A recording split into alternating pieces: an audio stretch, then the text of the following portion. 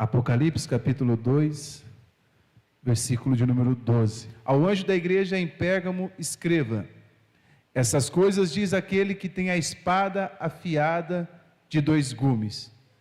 Conheço o lugar onde você mora, que é o lugar onde está o trono de Satanás. Sei que você conserva o meu nome e não negou a fé que tem em mim, mesmo nos dias de Antipas, minha testemunha, meu fiel, que foi morto na cidade de vocês, aí onde Satanás habita. Tenho, porém, contra vocês algumas coisas. Estão aí em seu meio os que sustentam a doutrina de Balaão. Diga comigo, doutrina de Balaão. O qual ensinava a Balaque a amar ciladas diante dos filhos de Israel, para que comesse coisa sacrificada aos ídolos e praticassem a prostituição. Além disso, estão também aí em seu meio os que seguem a doutrina dos nicolaítas.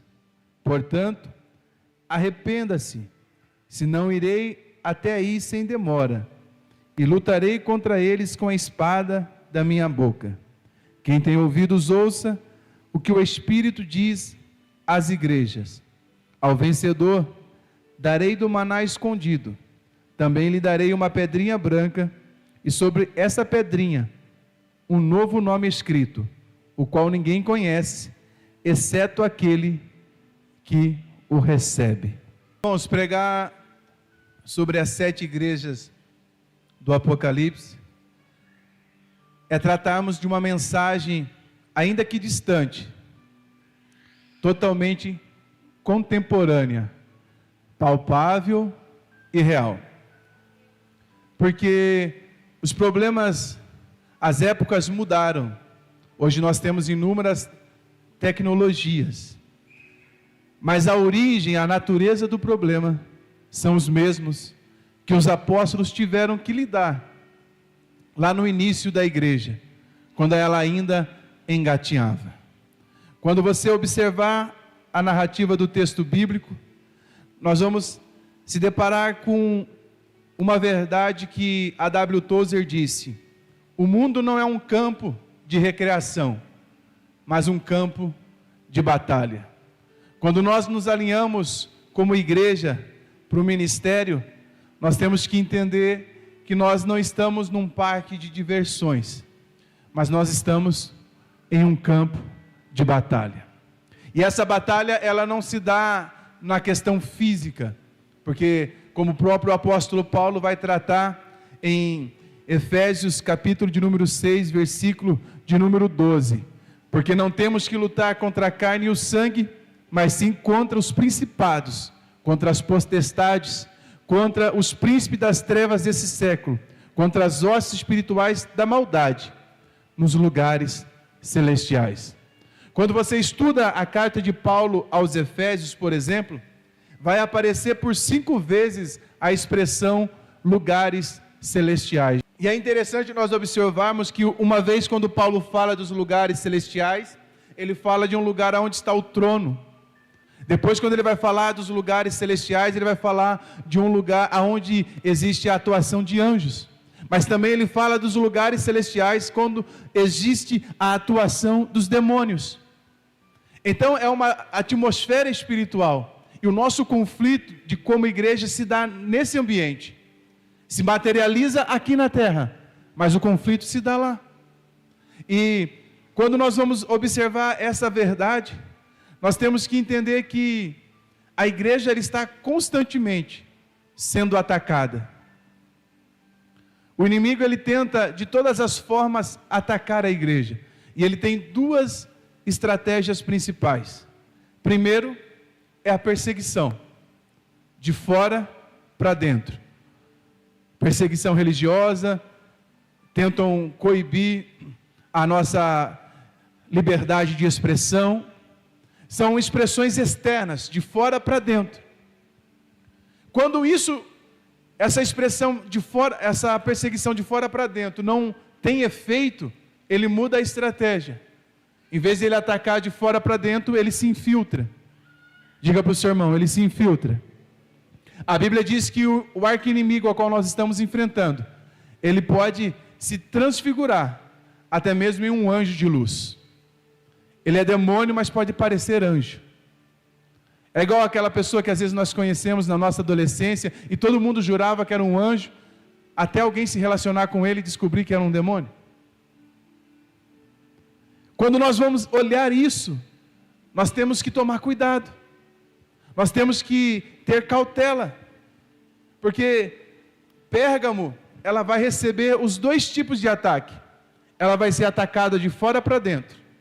E eu preciso que, se você estiver com a sua Bíblia aberta, você acompanhe comigo.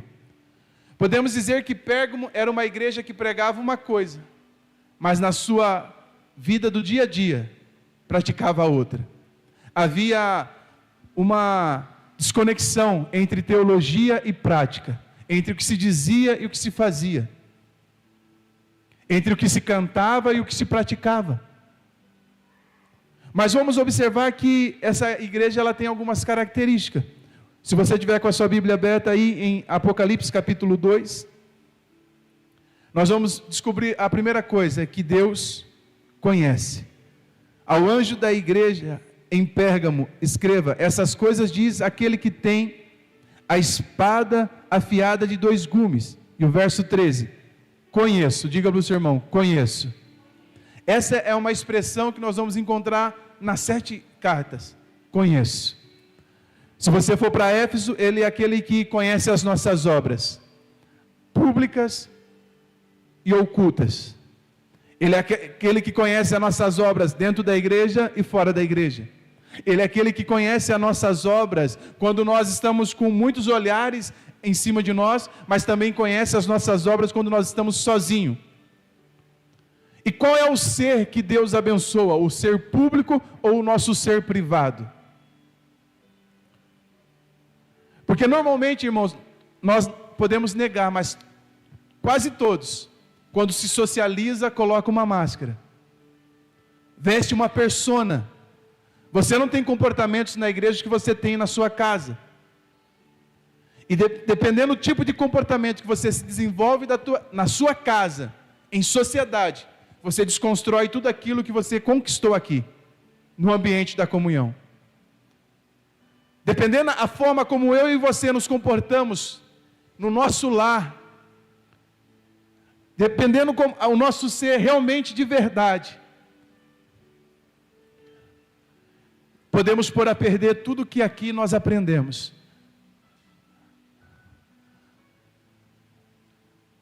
Então, quando você se preocupar em melhorar, não procure melhorar o ser público, porque o que Deus interage e abençoa é o nosso ser privado. Quanto mais o ser público se parecer com o seu ser privado, mais você está perto de ser alcançado pela bênção de Deus. Porque Deus não abençoa holograma, Ele não abençoa o que parece ser, Ele abençoa o que somos de verdade. Quando você entende esse conceito, você vai entender por que Deus chega para uma árvore. Eu queria andar até ali, mas se eu andar até ali, sabe o que acontece? Quem está na live vai ficar com um pregador fantasma. Mas eu vou até ali, me perdoa, fica só com a minha voz. Ele chega diante de uma árvore de figo,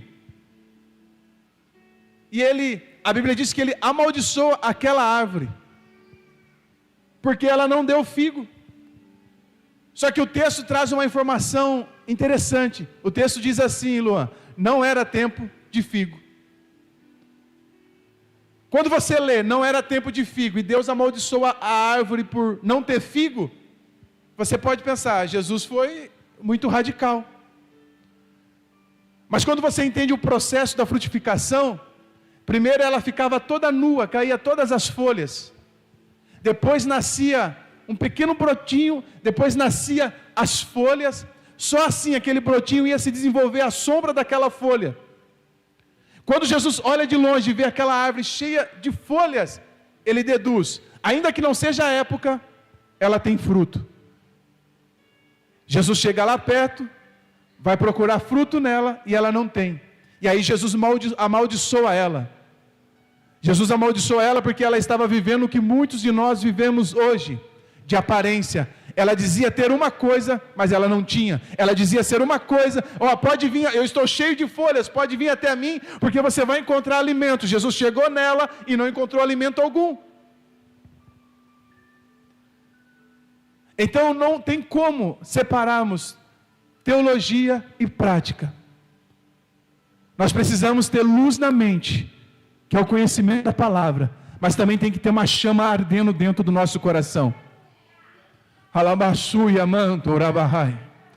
Deus procura uma pessoa, a igreja que vai incendiar, mudar a cidade, ela tem luz na mente, porque ela vai seguir aquilo que a palavra está dizendo, mas ela não é uma igreja engessada em dogmas humanos, ela é uma igreja que está sendo movida na palavra, e a palavra que ilumina a nossa mente, ela também aquece o nosso coração, ela também transforma a nossa alma, ela também revigora o nosso espírito. Quem está aí, diga glória a Deus. Diga para o seu irmão, o nosso Deus conhece. Agora pensa comigo, o que é que Ele conhece? Pergunta para o seu irmão, o que o seu Senhor conhece? Bom, capítulo 2, verso 13. Sei onde você vive. Jesus tem o nosso... Hoje eu brinquei com a minha filha, eu falei assim, você está no meu radar. Ela ficou olhando assim, sem entender a conotação radar. Mas nós estamos todo dia no radar de Deus. Ele sabe. O texto diz assim, eu sei aonde você vive. E Ele sabe a nossa postura, aonde nós vivemos. Em relação à igreja de Pérgamo, Ele diz assim, sei onde você vive, contudo permanece fiel. Em outras palavras, Jesus estava falando assim, eu sei dos perigos que vocês estão enfrentando. Eu sei.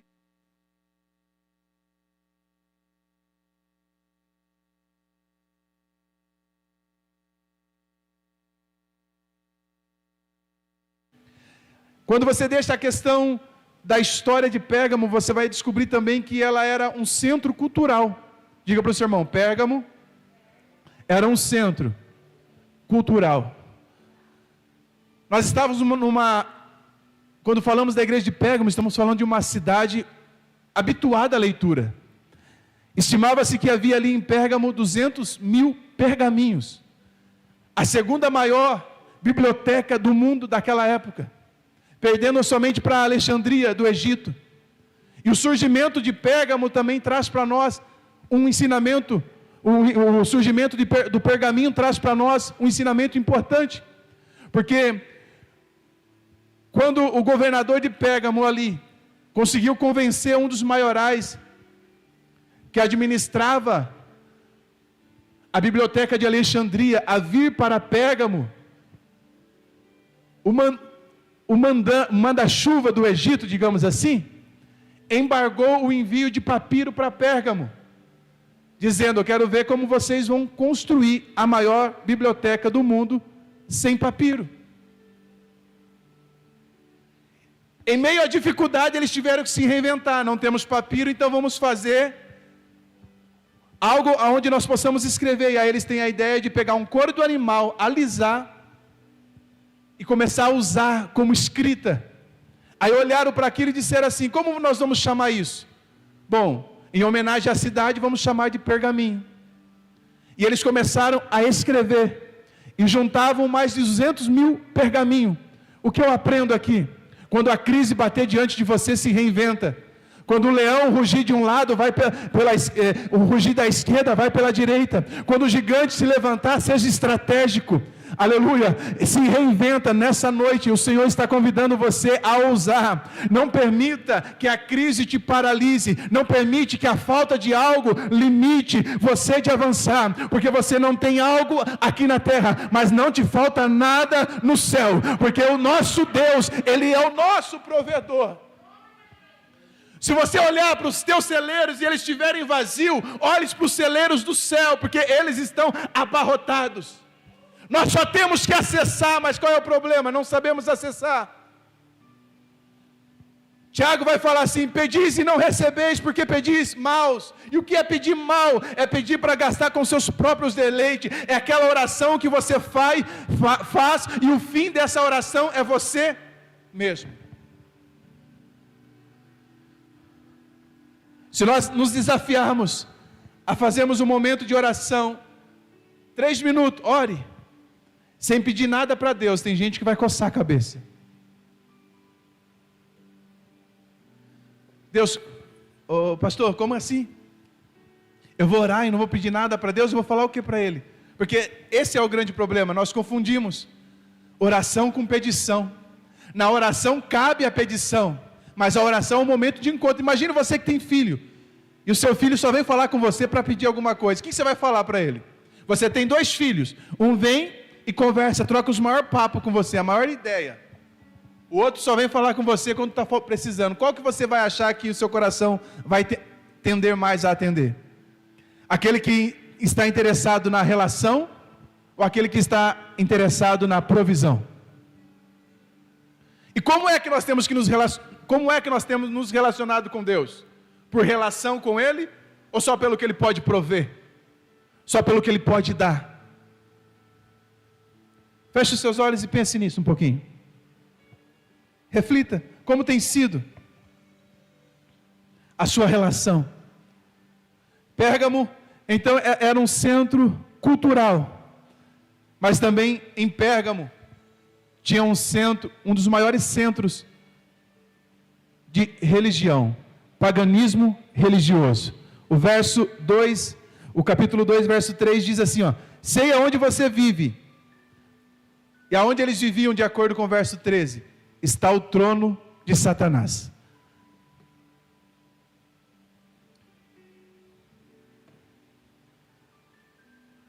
Os fãs de batalha espiritual vão dizer que o trono de Satanás seria um local físico dentro da cidade de Pérgamo. Mas os teólogos mais conservadores, eles vão dizer que ali se tratava de ações demoníacas na política da cidade, na cultura da cidade, em todas as instâncias da cidade. Não era um local físico, mas era um espírito que pairava naqueles que poderiam exercer alguma influência. Será que acontece isso hoje? Aonde você acessa alguns canais de TV que tem uma ideologia que distorce todos os valores do reino, aonde quer enfiar goela abaixo nossa, conceitos de família que não existe de acordo com a palavra de Deus. E se você ousar fazer alguma crítica, você é acusado de algum tipo de fobia, de ser fóbico em alguma coisa. Eu disse para você que os problemas eram os mesmos, só mudou o nome da cidade. Em vez de Pérgamo, é Jaú. Em vez de cobrir a Ásia Menor, está cobrindo a nossa região, o nosso estado, o nosso Brasil. Aí você vai olhando, como era a cultura religiosa de Pérgamo? Eles tinham vários deuses.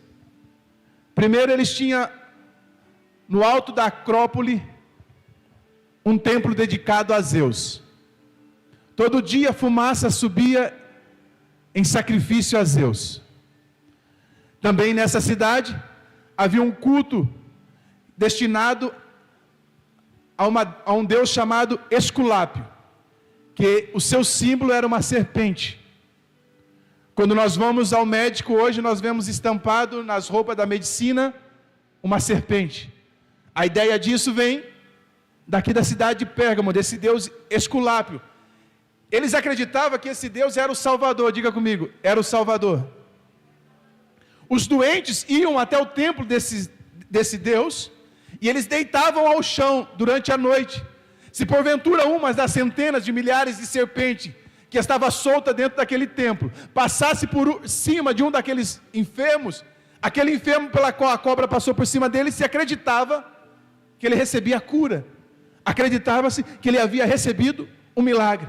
Então ciência e religião se misturavam, fazendo a maior bagunça.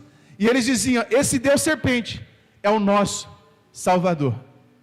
Dentro dessa cidade também tinha um culto, que era o culto ao imperador. Roma, ela predominava por toda aquela época, e eles instituíram o culto ao imperador. Era mais ou menos assim, você pode ter a sua religião, eu posso ter a minha, está tudo certo. Mas em algum momento, antes de sacrificar ao meu Deus e você ao seu Deus, nós temos que fazer um sacrifício ao imperador. Sacrificando ao imperador, porque sacrificando ao imperador, na mente dele, nós estamos unificados. Temos as nossas diferenças, mas nos unificamos nesse ponto. E aí você vai olhar, irmãos, e vai descobrir qual era a postura dos cristãos diante disso. Diga comigo assim: Pérgamo, não, mais forte, Pérgamo, uma igreja quase perfeita. Sabe por quê? Porque toda essa pressão é externa, é de fora para dentro. E diante dessa expressão externa, o texto vai nos ensinar algumas coisas. Eles não fugiram do mundo, mas encararam de frente. Porque o texto diz assim no verso 13: sei onde você vive. Diga para o seu irmão: Jesus sabe aonde você vive. E existem dois verbos para viver aqui nesse texto. O primeiro verbo é viver temporariamente. É o cara igual eu, do aluguel. Hoje eu estou morando no Olímpia. Se eu resolver mudar de casa, eu vou mudar em outro lugar. Só que quando o texto usa viver, tem um outro sentido. Viver temporariamente e tem o sentido de viver definitivamente. O texto viver, a expressão viver usada nesse texto aqui, é essa segunda, viver definitivamente. Nós sabemos que Satanás estabeleceu o seu trono aqui, mas daqui também nós não vamos arredar o pé. Eles estão vivendo debaixo da oração de Jesus, em João capítulo 17, versículo 15. Eu não os peço que vos tires do mundo, mas que o livre do mal. Eles acreditavam que, se Satanás veio até aqui, daqui nós não vamos sair. Se ele é treva, nós somos luz. Se ele tem os seus demônios, nós acreditamos que os anjos do Senhor acampam ao redor daqueles que o temem, o guardam e o livram de todo mal. Eles não arredaram o pé. Eles também não relativizaram. Porque qual era o conceito que corria toda a cidade? Esculápio é o Deus da cura, é o Deus salvador. E aí o texto diz assim, contudo vocês permanecem fiel ao meu nome. Se você fosse a um membro da igreja de Pérgamo e perguntasse para ele, quem que é o Salvador? Esculápio ou Jesus? Eles iam dizer, eu não conheço nem Esculápio, meu Salvador é Jesus. Vou falar de novo, eu não conheço nem esse tal de Esculápio, o meu Salvador é Jesus. Quem é que cura? Esculápio ou Jesus? Quem é que cura? É aquele que é o Jeová Rafá. É aquele que abriu os olhos do cego, o ouvido do surdo, fez mudo andar, fez coxo andar, mudo falar, surdo ouvir, cego ver. Esse é aquele que diz, o leão da tribo de Judá. O alfa, o ômega, o princípio e o fim, é ele quem cura. Diga para o seu irmão, Jesus é quem cura. Não é o imperador? Não é o imperador não. Você vai ser preso, vou preso. Tinha crente desse jeito na igreja de Pérgamo? Tinha. Se você tiver com a Bíblia aberta aí, abre ela, lê comigo. Capítulo 2, versículo 13. Sei onde você vive, onde está o trono de Satanás, onde está o trono de... Contudo permanece fiel ao meu nome, não renunciou à sua fé em mim, nem mesmo quando Antipas, minha fiel testemunha, foi morto nessa cidade, onde Satanás habita. Sabe o que eles fizeram? Vocês não vão ceder? Então vão morrer.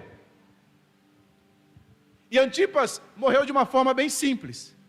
Pegaram um bezerro de bronze, enfiaram ele dentro, trancaram ele dentro daquele bezerro de bronze, levaram até uma fogueira,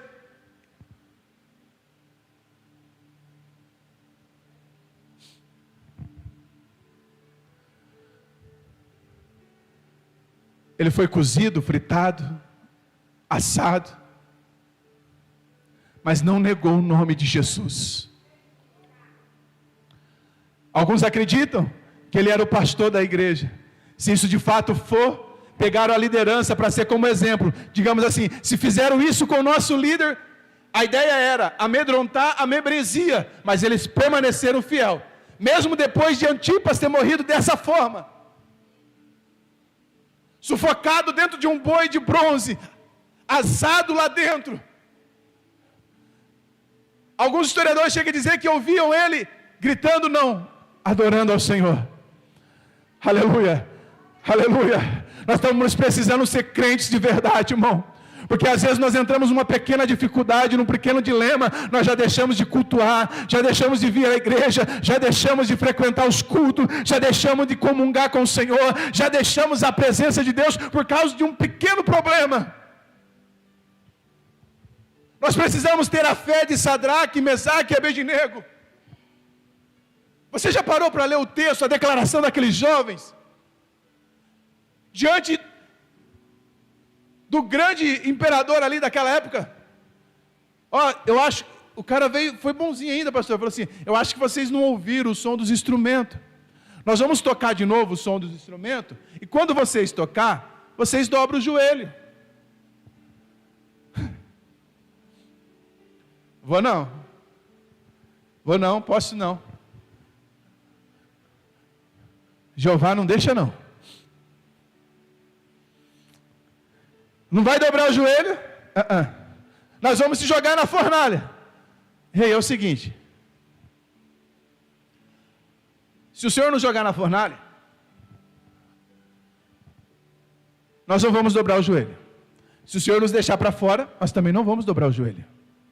Se Deus quiser, a expressão dos jovens, se o Senhor, o Deus a qual nós servimos, quiser, Ele nos livra da fornalha.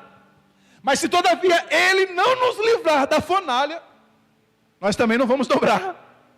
Aleluia. Oh, glória. Eu tenho que falar de novo. Você não vai, e se ele não te livrar da fornalha, eu vou morrer lá dentro. Mas a morte para o crente não é o fim, é só o começo. A morte para o cristão não é o fim, é só o começo. É uma passagem para uma vida melhor. É uma passagem para o encontro com aquele que tem a vida e venceu a morte. Pois ele diz, eu tenho a chave da morte e do inferno nas minhas mãos. Diga para o seu irmão, quem controla o acesso é Ele.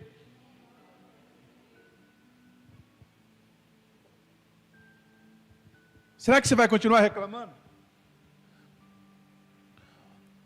O cara foi colocado dentro de um touro de bronze e foi aquecido. Você pode ter dimensão disso?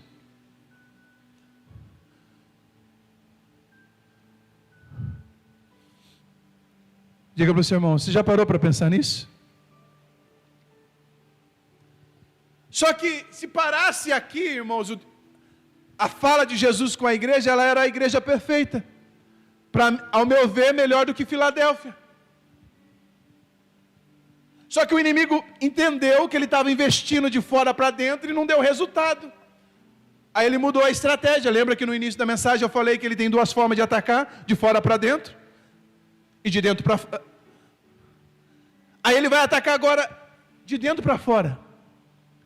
Ele veio com a aprovação, não deu certo, agora ele vai vir com a sedução. Diga para o seu irmão, cuidado com a sedução do inimigo. Está tudo no texto, se você tiver com a Bíblia aberta.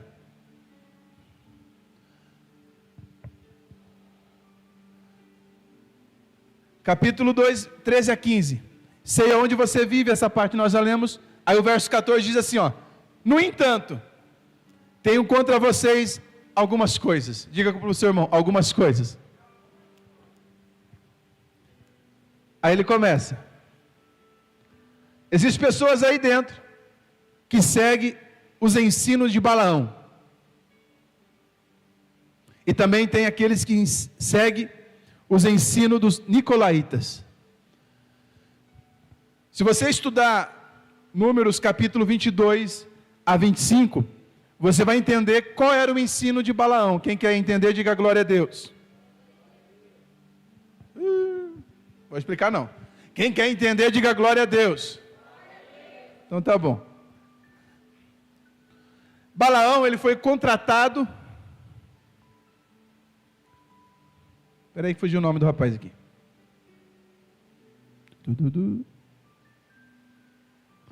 Por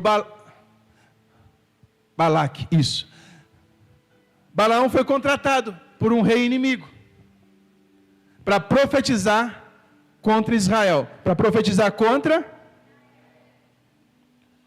Só que o texto vai falar, se você for lá ler, que toda vez que ele ia amaldiçoar Israel, ele acabava abençoando. Ele não conseguia liberar palavras de maldição sobre Israel. Aí o rei que o contratou ficou bravo. Falou, Balaque chega nele e diz assim, não. Está errado isso aí, eu paguei você fica... Vamos mudar a estratégia então. Qual que é? Aí Balaão começa a passar a estratégia para o rei adversário. E qual é a estratégia? A mistura, a sensualidade. Ele falou assim, você vai vencer Israel, mas não vai ser com espada, vai ser com belas donzelas. Diga comigo, belas donzelas. O Deus de Israel é um Deus zeloso, e o povo de Israel é meio mundano. Basta uma piscadinha, uma jogadinha de cabelo, os homens estão todos à flor da pele. Então solte algumas donzelas, eles vão beber vinho, e você não vai precisar nem guerrear, o próprio Deus vai investir contra eles. Quem está aí, diga glória a Deus. Diga para o seu irmão, cuidado com a sedução. Existe uma doutrina maligna chamada de hipergraça. E em nome dessa graça de Jesus, eu posso pecar. Eles entendem que quanto mais eu peco, mais graça de Deus eu recebo. Então, uma vez que eu me converto, eu não preciso lutar contra as obras da carne, mas eu preciso me entregar a elas. E é esse o ensino que havia se infiltrado dentro da igreja de Pérgamo. Se você entrasse dentro da igreja de Pérgamo, embora ela tivesse resistido toda aquela pressão do lado de fora, quando você entrava dentro, ou passeava com algum membro de Pérgamo, você não via nada de cristão nele.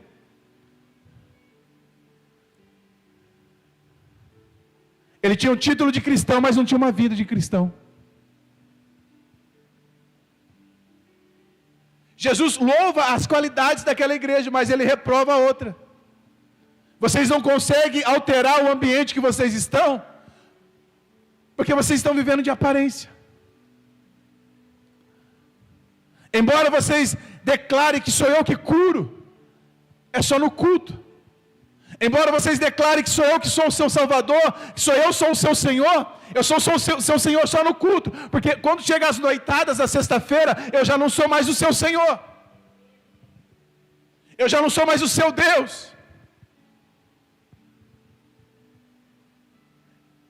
Será que nós não temos dividido o nosso coração com outras coisas?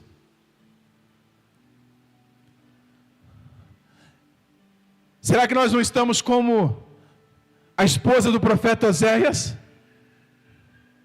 Que o profeta vai buscá-la 3 vezes, traz para casa e por 3 vezes ela vai trair Oséias.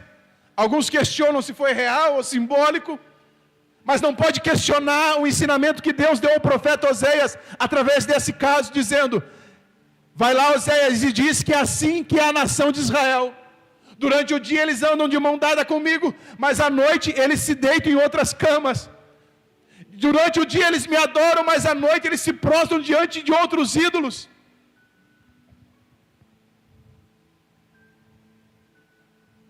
Se não dá para dar glória, diga ai, pelo amor de Deus. Nós precisamos entender, irmãos. Era uma igreja que havia vencido tudo do lado de fora, mas foi derrotada porque o inimigo se infiltrou dentro. Cuidado com quem você coloca dentro de casa, pode ser a destruição do seu casamento. Cuidado com os números que você adiciona no seu WhatsApp, porque alguns pedidos que você pode receber pode prejudicar toda a sua vida.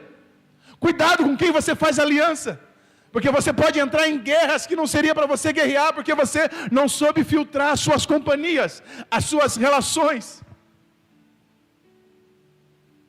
O final de Judas não foi de repente. O final de Judas começou quando ele ele trocou a relação com Cristo para se relacionar com os homens do templo, Caifás e companhia. E aí ele passou a negociar o seu Salvador? Será que existe preço no mundo que pague o que o meu e o seu Salvador fez? Então será que não vale a pena nós lutarmos contra as nossas naturezas? Há uma frase de John Wesley que diz assim: o que o homem tolera hoje, amanhã ele aceitará. E o que ele aceita, um dia ele se tornará. Então se eu começo a tolerar alguns tipos de pecado na minha vida,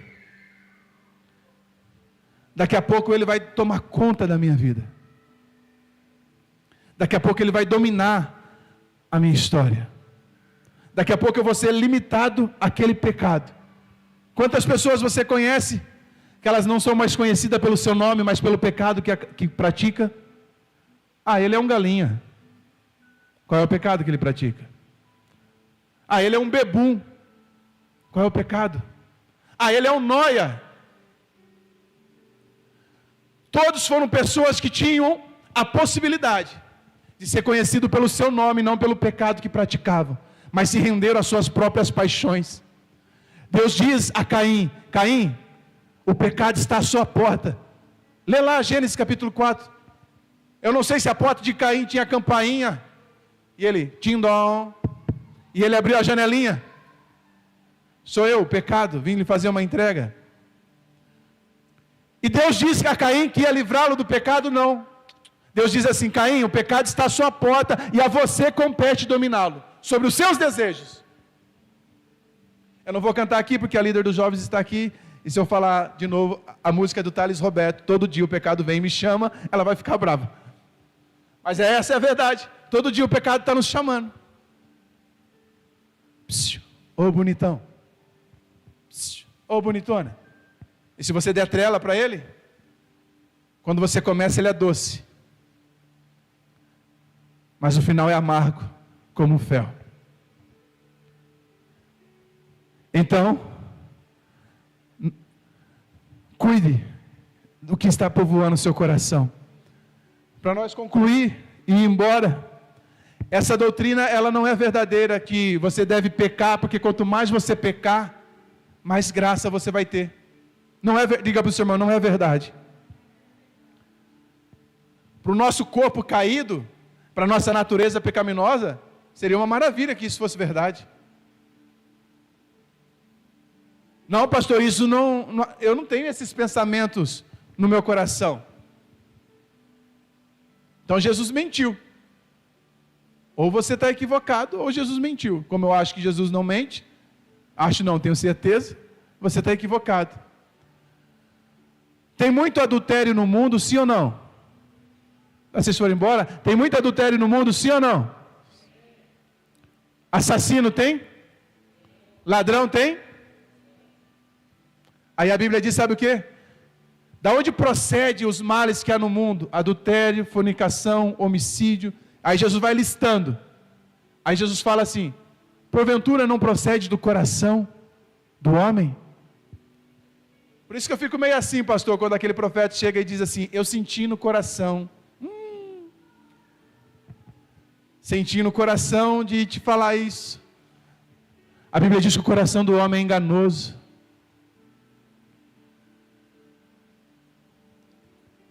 Romanos capítulo 6, versículo 1 a 4, olha o que diz Romano. Que diremos então? Continuaremos pecando para que a graça aumente? De maneira nenhuma. Nós que morremos para o pecado, como podemos continuar vivendo nele? Já desconstrói toda a ideia de Balaão e dos nicolaítas. Tem que pecar mesmo, viva na promiscuidade, porque quanto mais você pecar, quanto mais parecido com o mundo você for, mais graça você vai receber. Eles não leram Romanos, só possível. Não é possível. Ou vocês não sabem que todos nós que fomos batizados em Cristo Jesus, fomos batizados em sua morte, portanto, fomos sepultados com ele na morte por meio do batismo, a fim de que assim como Cristo foi ressuscitado dos mortos, mediante a glória do Pai, também vivamos em uma nova vida. Uma vez que eu recebo Cristo, eu tenho que viver uma nova vida. Uma vez que eu recebo Cristo, eu não fofoco mais. Uma vez que eu recebi Cristo na minha vida, eu não engano mais. Uma vez que eu recebi Cristo na minha vida, eu não mais conto mentira. Uma vez que eu recebi Cristo na minha vida, eu agora vou viver para a glória dele.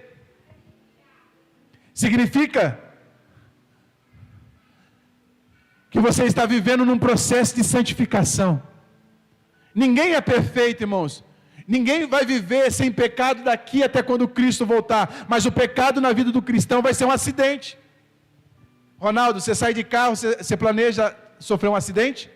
Por que chama acidente? Porque você não planejava. A questão é que aqui eles estavam fazendo do pecado um bichinho de estimação. Hoje eu vou ali pecar, só um pouquinho, porque a graça de Deus vai me perdoar. E foi perdendo a influência. Só que aí Jesus vai fazer uma promessa. Diga para o seu irmão, Jesus faz uma promessa. Apocalipse 2,17. Ao vencedor darei do maná escondido. Havia muito sacrifício dedicado a vários deuses. Então o que está sendo ensinado aqui é: abandone os altares da idolatria material, sexual, religiosa, e santifique-se para se alimentar só em Cristo. O cristão não foi chamado para satisfazer a sua carne, para alimentar os seus prazeres, mas o cristão foi chamado para se alimentar em Cristo Jesus. Jesus é o nosso alimento. Ele é o pão vivo que desceu do céu. Ele é o nosso maná. Ele é o nosso alimento. Ele é o nosso sustento. E quando nós conseguimos viver isso, Ele nos faz uma promessa, dizendo: também lhe darei uma pedrinha branca, e sobre essa pedrinha branca, um novo nome escrito. Se coloque de pé e nós vamos embora para casa.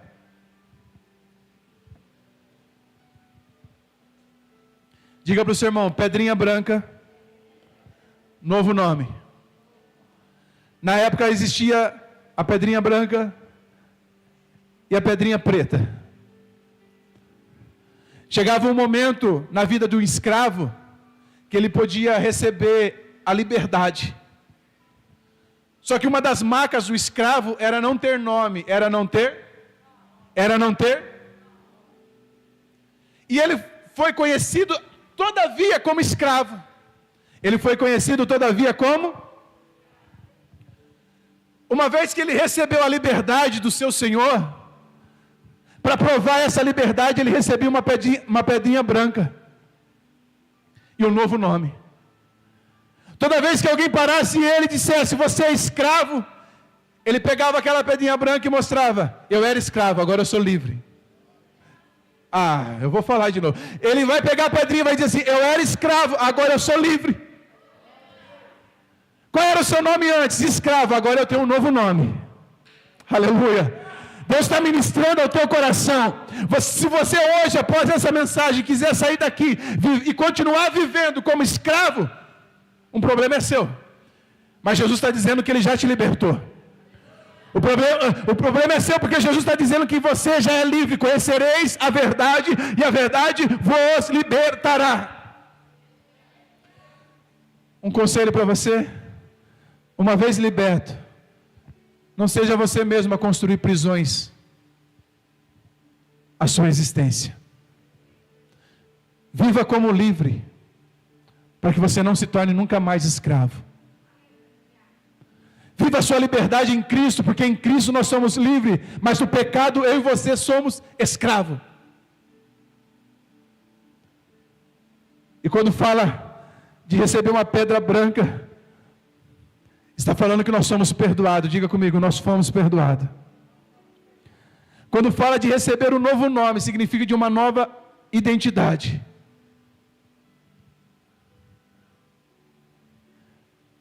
Pérgamo é uma igreja que fracassou. Ela fraquejou por crer em Cristo, mas não se alimentar de Cristo. Ela fraquejou por crer em Cristo, mas não viver a palavra de Deus, ou seja, não seguia a sua instrução. Ela fraquejou por crer em Cristo, mas não se ver com as lentes de Cristo. E logo, ela perdeu a sua identidade. Que Deus nos ajude a viver Gálatas capítulo 5, versículo 22 a 26. A não manifestar as obras da carne, mas como igreja a viver o fruto do Espírito. Porque o que autentica a minha relação com Deus não é o quanto eu prego, o quanto eu profetizo, o quanto de línguas estranhas eu falo. Não. É o quanto eu amei. Jesus diz em Mateus capítulo 7, naqueles dias muitos virão e dirão: Senhor, em teu nome expulsamos demônio, falamos novas línguas. Jesus vai olhar para eles e dizer assim: apartai-vos de mim, porque eu não vos conheço. Usou o meu nome, mas não se relacionou comigo.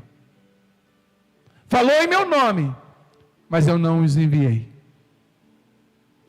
Cantou louvores que continham o meu nome. Estava em ambientes aonde eu estava, mas nunca se conectou comigo. Perdeu a identidade.